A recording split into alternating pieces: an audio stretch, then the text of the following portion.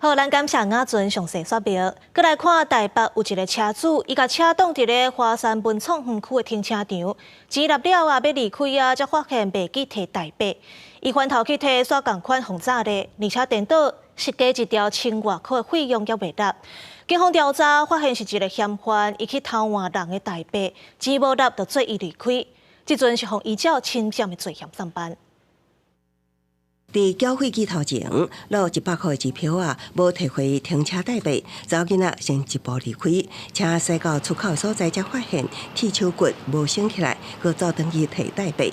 离场也是轰动落来，佮一次过卡，佮较发现加1640块停车费无缴。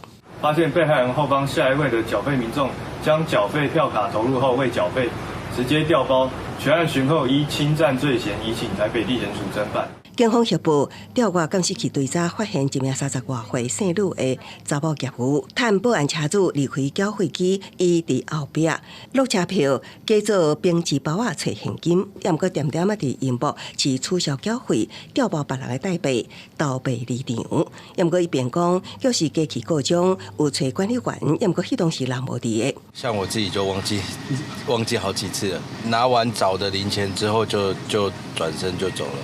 因为大部分现在都是用车牌感应的。很多人他拿发票，但是他没有拿代币，因为那是2个动作。代币孔在发票孔在下面，但是那个代币孔出来是在上面。对，他没有在一起。 代志发生伫华山文创园区，管理的对外停车场，甲感应是无共，进出一律扣代币。因过过去未少车主拢捌发生过，缴钱袂记咧摕代币。管理单位表示，已经讨论进行车牌变小等相关优化措施。记者综合报道。